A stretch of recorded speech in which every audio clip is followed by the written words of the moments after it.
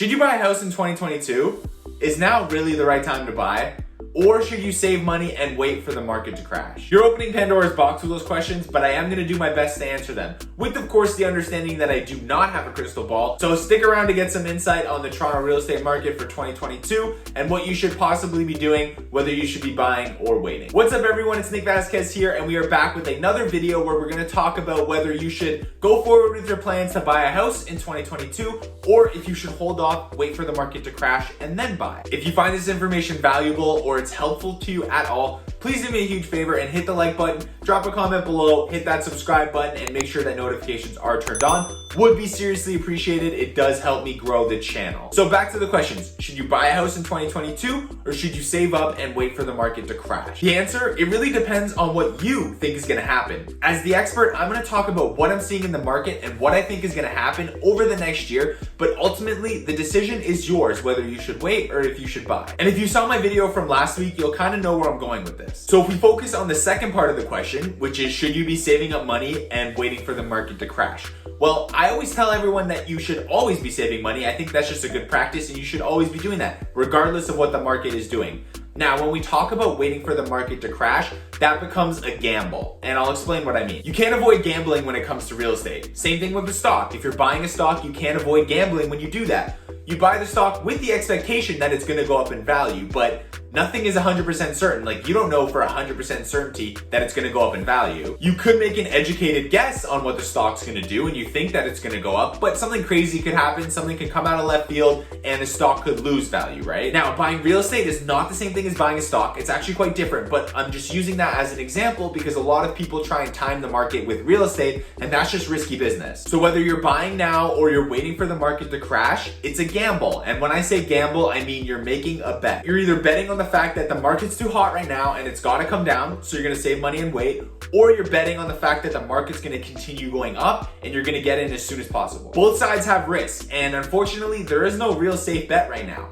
For years, people have told me that the safe bet was waiting, and I've heard that over the last 10 years. Wait, the market's gonna crash, the market's gonna crash. But prices have basically tripled in the last 10 years, so was waiting really the best bet? So over the last 10 years, a lot of people thought they were being safe by not buying a house and just waiting on the sidelines. The problem is now they've just missed out on a ton of equity and they potentially price themselves out of the market just because prices have gone up so much that now they can't actually afford to buy anything. Prices just never came down like they expected, so was it really a safe bet to not buy anything? So my point is that it's not always safe to wait. You kind of have to just look at what's going on in the market, what's going on in the world of real estate, look at the fundamentals and what's happening with the broader economy, and kind of just make an educated guess on what you think is gonna happen. When I look at the market today, the things that I'm seeing are leading me to believe that we're not heading for a crash. Quite the opposite, actually. I think prices are going to continue going up. I work with buyers all the time, and I'm seeing buyers buy homes every single day, and they can actually afford these homes. So they're getting their mortgages, they're passing the stress test and all that stuff. There's no shady stuff going on. Yes, there is a ton of competition in the market. The market's red hot. Prices are going up like crazy.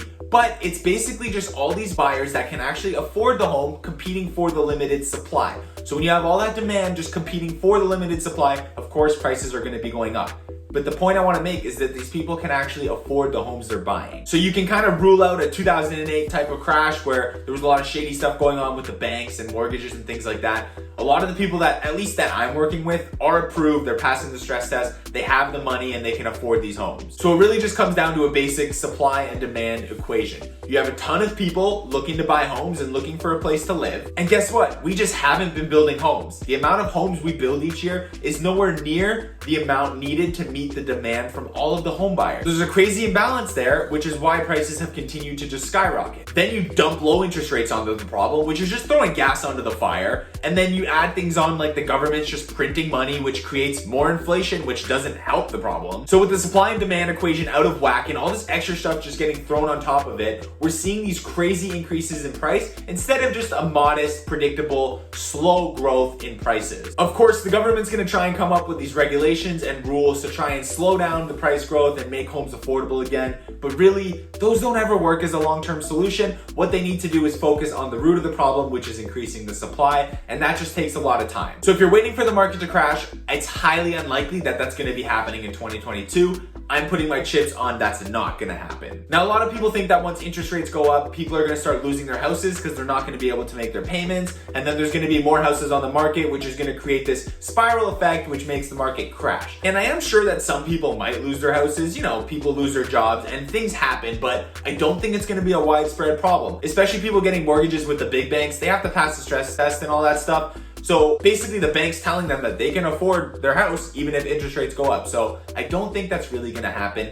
Obviously, outside of other external factors like job loss and things like that. And in terms of rate hikes, the Bank of Canada themselves said that they don't think they're gonna need to raise rates as much as they have in the past, which for reference was incremental increases of 0.25% rate hikes for a total of 1.5%.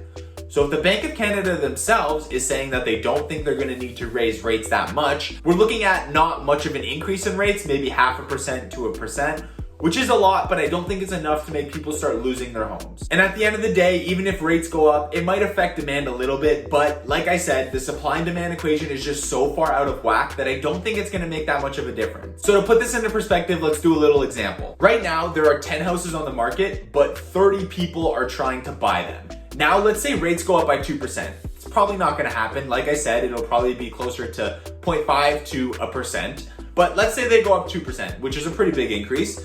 Now, there are still 10 houses for sale, but only 20 people can now buy them. There's still more people looking for houses than there are houses available for sale, so you're still gonna have competition. So that is a nice visualizer of what will probably happen, but honestly, what's more likely to happen is the people that were looking to buy a detached home this year might get pushed out of that market and now have to look at semis and towns. And then the people that were looking at semis and towns are gonna get pushed out of that market and start looking at condos and condo towns. I think that when rates go up, more and more people are gonna be pushed out of the higher price markets and be forced to go into the lower price markets, which inevitably is gonna drive competition in the lower price markets, thus increasing the price of those assets. Then all that's gonna be left is the wealthier people are gonna be buying the higher priced real estate, which is the detached market, things like that. And that is where I see things heading. Now, in terms of buying a home, if you are planning to buy a home this year, rate hikes will affect how much you can afford. So in my opinion, I think it would be better to get in before that starts happening. So to kind of wrap this up, if you are planning to buy a house this year, I would recommend getting in sooner rather than later. Once interest rates start rising, I think home prices are gonna keep going up. I don't think the market's gonna crash. I think getting in sooner would be the best bet, just so you can take advantage of the prices that are gonna continue going up. Also, I just wanna touch on timing the market. Not really something you should be trying to do. If you're gonna live in the house for 3 to 5 years, it's very likely that prices are gonna be much higher in 5 years than they are today. Even if prices went down tomorrow, but you held on for the next 5 years, you will most likely be in a really good spot still. I'm not gonna say you're 100% gonna be okay, because like I said, I don't have a crystal ball, and saying 100% is kind of irresponsible. But if you hold on to the house for 5 years, everything that I see and everything that I believe is you're gonna be in a much better position than you were today. And if you're buying a house as an investment property, as long as you know what you're doing and you're managing cash flow effectively, you should be more than fine. Either way, real estate is a long game, and if the market crashed tomorrow, I am almost 100% certain that your home would be worth more in 5 years than it is today. Anyways, that's it for now. I do hope you found this information valuable and informative. If you have any questions at all, or you are thinking of buying or selling a house in the GTA, please feel free to reach out to me. I'm here to help. Reach out to me whatever way works for you, and we can start having those conversations. Thank you so much for watching the video. I do appreciate each and every one of you. If you liked the video, please like the video, and drop a comment below and let me know what you liked about it. If you didn't like it, do the same. I'd love to hear some feedback from you. We've got some great videos coming out over the next few weeks. Next video is gonna be about if you should sell your house in 2022 and breaking that down a little bit. So double check, make sure you are subscribed with your notifications turned on to see that one.